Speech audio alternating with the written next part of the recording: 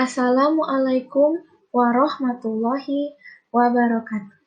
Nama saya Hana Riha Pradiah dengan NIM 200211276 akan menampilkan materi yang berjudul Waralaba, di mana saya ingin menyelesaikan mata pelajaran kewirausahaan kelas G dengan dosen pengampu Bunda Lila Anggraini. Sebelumnya saya ingin berterima kasih kepada Bunda Lila karena telah memberikan tugas, sehingga bisa menambah wawasan saya. Baiklah, mari kita mulai materinya. Dimulai dengan bagian pembuka. Menurut Warren G. Keegan dalam bukunya Global Marketing Management, menyatakan pengembangan usaha secara internasional dapat dilakukan melalui sekurang-kurangnya 5 macam cara, yaitu yang pertama dengan cara ekspor. Bagaimana caranya mengembangkan usaha secara internasional dengan cara ekspor?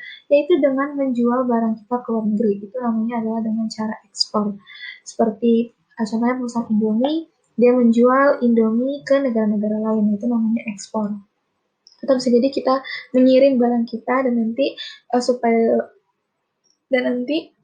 kita akan mengirimkan barang kita kepada mungkin orang terpercaya atau cabang perusahaan kita di sana, nanti mereka akan menjualkannya ke penduduk negara tersebut. Itu namanya juga bisa disebut dengan ekspor. Yang kedua adalah melalui pemberian lisensi, di mana di sini diberikan lisensi untuk membuka usaha. Nah, itu biasanya yang dinamakan dengan melalui pemberian lisensi. Yang ketiga, dalam bentuk franchising atau waralaba. Maksudnya adalah dengan membuat usaha franchise. Nantinya akan kita bahas di slide berikutnya. Contohnya seperti KFC, McDonald, atau mungkin kalau nggak yang internasional, mungkin yang lokal-lokal aja seperti kalau yang lokal itu seperti sambal lalap itu di mana-mana, bersama makan sambal lalap, Alfamart, Indomaret, itu termasuk franchise. Yang keempat adalah pembentukan perusahaan patungan atau joint ventures, di mana di sini mungkin kalau untuk internasional dua perusahaan dari negara yang berbeda bergabung menjadi perusahaan. Nah, itu dinamakan dengan pembentukan perusahaan patungan atau joint ventures. Dan yang terakhir, yang kelima, ada namanya total ownership atau pemilihan menyeluruh yang dapat dilakukan melalui direct ownership atau kepemilikan langsung atau akuisisi. Misal di sini adalah, jadi misalnya si perusahaan ini dia memang memiliki perusahaan. Jadi misalnya nih perusahaan ini berdiri di satu negara, tapi dimiliki oleh negara lain. Dimiliki secara mulu dengan cara baik itu akuisisi atau direct ownership. Nah, seperti itu. Jadi kita memiliki perusahaan lain, kita mempunyai hak kepemilikan akan perusahaan lain, baik itu di luar negeri, kalian internasional, luar negeri. Nah, itu dinamakan dengan total ownership. Selanjutnya adalah pengertian waralaba. Nah, pengertian waralaba. Franchise atau yang sering kita kenal dengan istilah bahasa Indonesia itu adalah waralaba adalah suatu cara untuk melakukan kerjasama di bidang bisnis antara dua atau lebih perusahaan di mana satu pihak akan bertindak sebagai franchiser, satu pihak lagi akan bertindak sebagai franchisee. Nah, kira-kira apa bedanya franchiser dan franchisee? Dan apa makna dari franchiser dan franchisee? Nah, di dalamnya diatur bahwa franchiser itu adalah pemilik suatu merek terkenal, di mana dia akan berikan hak kepada franchisee untuk melakukan kegiatan bisnis atas suatu produk, barang, atau jasa. Jadi bisa barang atau jasa ya. Contohnya nggak usah jauh-jauh, kayak tadi saya sebutkan, KFC, di mana di sini KFC itu berasal dari daerah Kentucky, Louisiana, di kota Louisiana, Kentucky. Awalnya tuh di sana, tapi lama-lama bisa ke luar negeri, itu semua karena uh, franchise-franchise yang bukannya waralaba-waralaba di berbagai kota. Nah, di situ si KFC yang asli itu memberikan suatu hak kepada orang yang mau membuka usaha KFC lain untuk melakukan kegiatan bisnisnya di berbagai tempat gitu.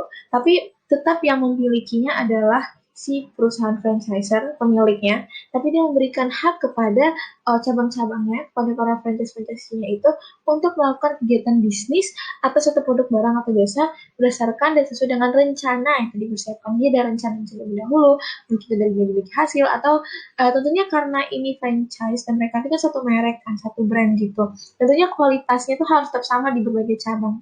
Dan si franchiser tuh harus mastiin bahwa franchise ini juga punya kualitas yang sama gitu loh dengan tokonya dia. Jadi orang-orang tidak merasa kok toko ini beda gitu. Punya kualitas yang sama. Mungkin nanti disesuaikan dengan tempat tinggal masing-masing gitu. Yang jelas mereka punya visi misi yang sama dan aturan dan rencana yang sama. Selanjutnya adalah memberikan hak pada franchisee untuk melakukan kegiatan bisnis dari atau atas produk barang atau jasa berdasarkan dan sesuai dengan rencana komersil yang dipersiapkan, diuji keberhasilannya, jadi diuji dulu kira-kira berhasil atau tidak, dan nanti kalau misalnya franchise ini berjalan dengan baik, maka akan dikembali dari waktu ke waktu, baik atas dasar hubungan eksklusif ataupun non-eksklusif, dan sebaliknya, suatu imbalan tertentu akan diberikan kepada franchisor sebelum sumber tentunya, nanti mereka akan bagi hasil. Selanjutnya adalah contoh waralaba. Nah, contoh waralaba yang saya pakai dalam PPT ini dan nantinya juga akan menjadi alasan kenapa saya membuat flowchart perusahaan-perusahaan ini adalah perusahaan gulu-gulu. Nah, perusahaan gulu-gulu, perusahaan minuman. Nah, gulu-gulu itu apa sih? Nah, gulu-gulu itu adalah suatu perusahaan atau suatu gerai makanan di mana dia perintis Taiwanese cheese tea yang merupakan teh dengan lapisan cheese foam pada bagian atasnya yang membuat sensasi rasa segar teh dan gurihnya foam keju tercampur pada setiap tegukan. Enak sekali ya. Nah, gulu-gulu sendiri itu asal dari Taiwan, Cina, dan saat ini itu udah ada gerainya di mana-mana. Ada di New York, Los Angeles, di Amerika ya itu berdua, nah New York, Los Angeles, terus ada di Singapura, ada di Indonesia, sudah ada di beberapa banyak-banyak kota. Di Pekanbaru juga udah ada satu di SKA, terus ada juga di Thailand. Ada 50 gerai gulu-gulu kalau nggak salah di Indonesia yang bisa kita temukan di mall terdekat kita.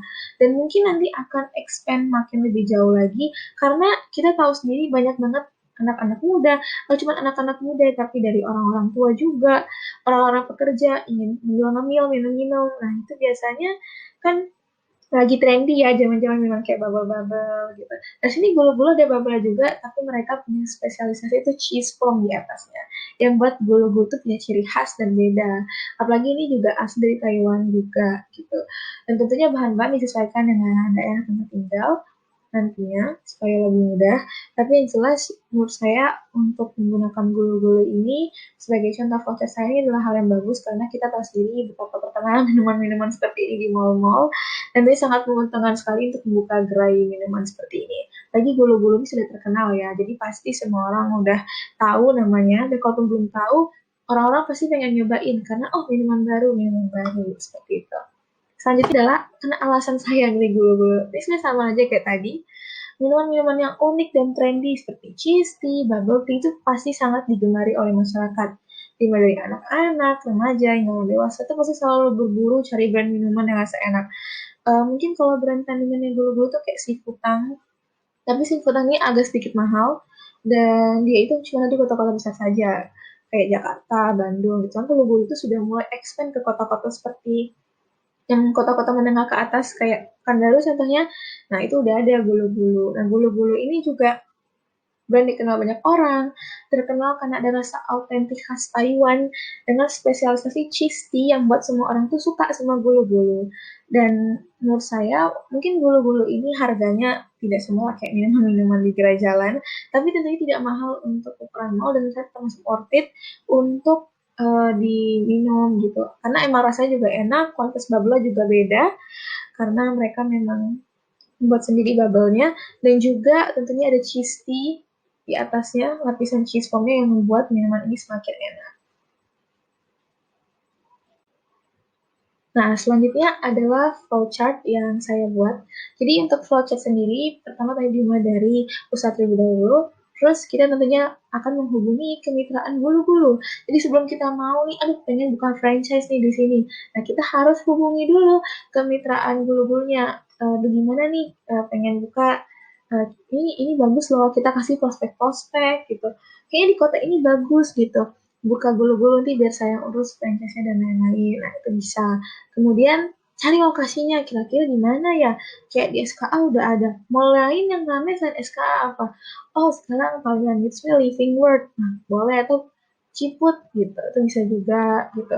Pokoknya kita cari lokasi yang pas atau mungkin mau buat gerai yang di jalanan gitu tapi bagus tempatnya lokasinya, bisa juga gitu kan. Nah itu kita cari lokasi, setelah kita hubungi kita dulu, kita kasih tahu kalau kita mau gini gini gini gini, terus mereka setuju, mereka kasih izin kita untuk buka, baru kita cari lokasi-lokasi mana yang strategis, kemudian kita buka booth-nya. Dari situ kita buka booth-nya, dan kemudian kita tentunya meminta kiriman barang kepada pusat. Nah ini sebenarnya tergantung, ada beberapa barang yang kita buat sendiri, tapi ada juga yang kadang-kadang dari pusatnya, dari Jakarta.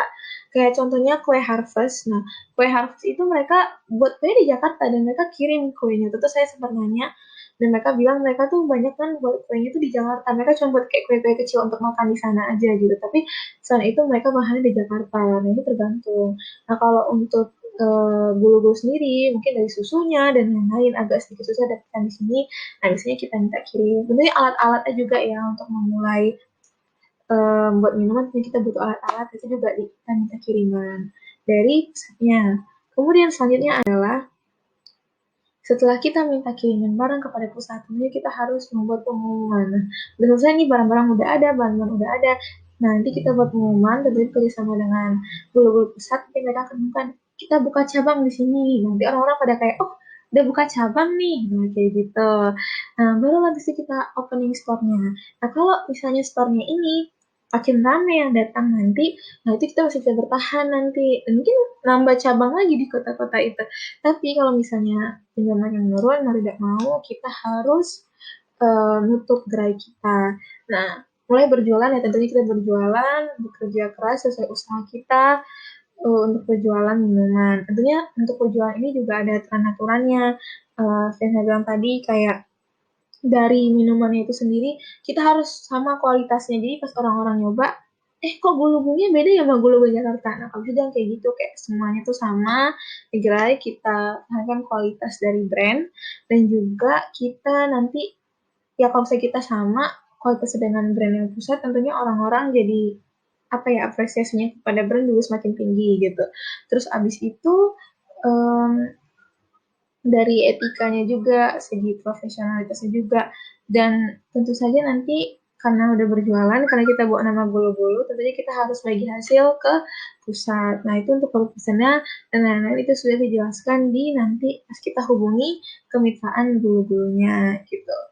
Nah itu saja sepertinya flowchart untuk menjual bulu-bulu dari saya. Um, itu saja.